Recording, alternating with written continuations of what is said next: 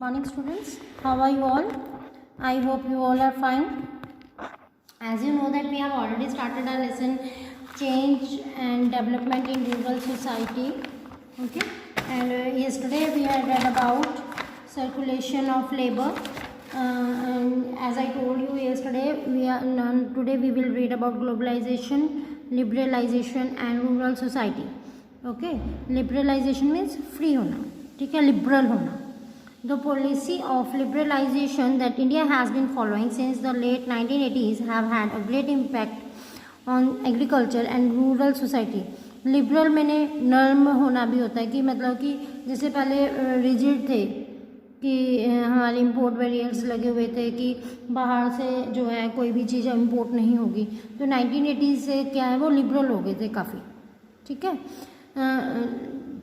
The policy entails participation in the World Trade Organization, which aims to bring about a more free international trading system and requires the opening up of Indian markets to imports. ठीक है, जो entails means require. ठीक है, जो policy है उसके लिए उनके लिए क्या ज़रूरी था, वर्ल्ड ट्रेड ऑर्गेनाइजेशन में पार्टिसिपेशन करना.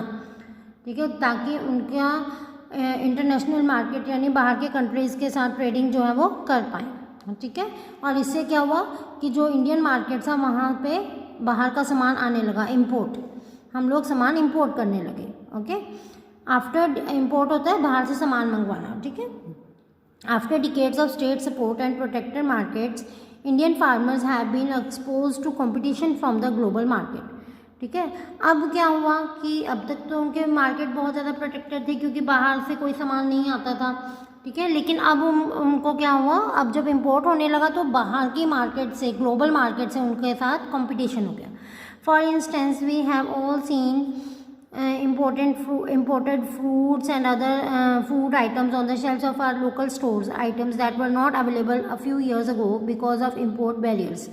पहले क्या थे, import barriers थे, यानी कि बाहर का सामान यहाँ पे नहीं आएगा. तो इसके कारण क्या है, जो यहाँ पे फ्रूट्स वगैरह उगाए जाते थे या कोई भी आइटम्स उगाई जाती थी वही हमें देखने को मिलती थी. लेकिन 1970s के 1980 के बाद 80s के बाद यहाँ पे इंपोर्ट होने शुरू हो गए. तो अगर आजकल हम देखेंगे कि हमें अलग अलग तरह के फ्रूट्स दिखाई देते हैं जो हमने पहले कभी नहीं देखे थे. तो वो किस कारण है, क्योंकि अब हम वो बाहर से इंपोर्ट होने लगे हैं. ठीक है, कोई ऑस्ट्रेलिया से, कोई अमेरिका से, इस तरीके से. ठीक है, Recently, India has also decided to import wheat, a controversial decision that reversed the earlier policy of self-reliance in food grains. पहले ये कहा जाता था कि जो इंडिया है वो हम फूड ग्रेन्स में हमेशा सेल्फ रिलायंस होएगी, बाहर की कंट्रीज़ के ऊपर डिपेंड नहीं करेगी. लेकिन अब हमें ये कंट्रोवर्शियल देखने को क्यों मिला, क्योंकि हमने यहाँ पे देखा कि अब सरकार ने क्या फैसला किया कि वीट जो है वो भी बाहर से मंगवाया जाएगा, जो कि एक फूड ग्रेन है. And brings back the bitter memories of dependence on American food grains in the early years after independence. ठीक है, और वही पुरानी मेमोरीज आ गई हैं जिसमें हम लोग अमेरिका के ऊपर डिपेंडेंट थे. जो हमारे इंडिपेंडेंस के बिल्कुल स्टार्टिंग के ईयर से उस टाइम में अमेरिका के ऊपर फूड ग्रेन्स के लिए डिपेंडेंट थे, वही मेमोरीज जो हैं वो हमारे सामने आ जाती हैं इससे. These are indicators of the process of globalization of agriculture or the incorporation of agriculture into the larger global market, a process that has had direct effects on farmers and rural society. ये किस चीज़ का indication है, globalisation of agriculture का. ठीक है, agriculture यानी खेती बाड़ी का भी ग्लोबलाइजेशन कर देना कि बाहर से वीड्स मंगवाना. ठीक है, क्लियर. या हम ये भी कह सकते हैं incorporation of agriculture into incorporation, यानी उनका मिक्स हो जाना, उसके साथ कॉर्पोरेट करना. ठीक है, कॉर्पोरेशन करना किसके साथ, ग्लोबल मार्केट के अंदर मिक्स हो जाना एग्रीकल्चर का. ठीक है, और इसका इफेक्ट किसके ऊपर पड़ा, फार्मर्स के ऊपर और रूरल सोसाइटीज़ के ऊपर.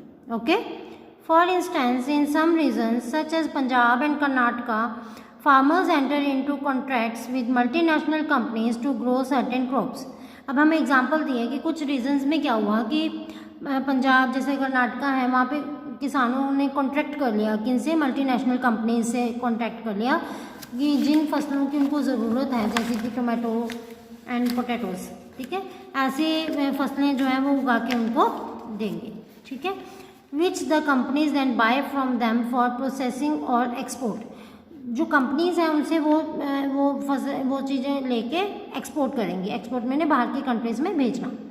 In such contract farming systems, the companies identifies the crop to be grown, provides the seeds and other inputs as well as the know-how and often also the working capital. पैसा भी लगाती है, working capital, raw material, ठीक है, seeds वगैरह provide करती है, बताती भी है कि किस तरीके से हम प्रोसीजर अपना सकते हैं, ठीक है। In return the farmer is assured of market. Assured means confident होता है कि मेरी ये फसल जो है वो बिकेगी ही बिकेगी। क्यों एश्योर है? Because the company guarantees that it will purchase the produce at the market at the pre determined fix price, ठीक है, क्योंकि कंपनी ये गारंटी देती है कि आपकी जो ये सारी प्रोडक्शन है या आपका जो भी ये सब है हमारे पहले ही जो फिक्स किया गया था प्राइस उस पर ही खरीदा जाएगा। Contract farming is very common now in the production of specialized items such as cut flowers, fruits such as grapes, figs and pomegranates, cotton and oilseeds। ऐसी चीज़ों में हम कॉन्ट्रैक्ट फार्मिंग जो है आजकल बहुत ज़्यादा कॉमन है। While contract farming appears to provide financial security to farmers, it can also lead to greater insecurity as farmers become more dependent on these companies for their livelihoods, ठीक है। एक तरफ तो ये किसानों को क्या दे रही है, फाइनेंशियल सिक्योरिटी दे रही है, क्योंकि उन्हें पता है कि हमारी फसल तो बिकेगी, लेकिन वो फ्यूचर के लिए क्या है, इनसिक्योर हो जाएंगे, क्योंकि वो इन कंपनीज के ऊपर डिपेंड हो जाएंगे हर टाइम के लिए।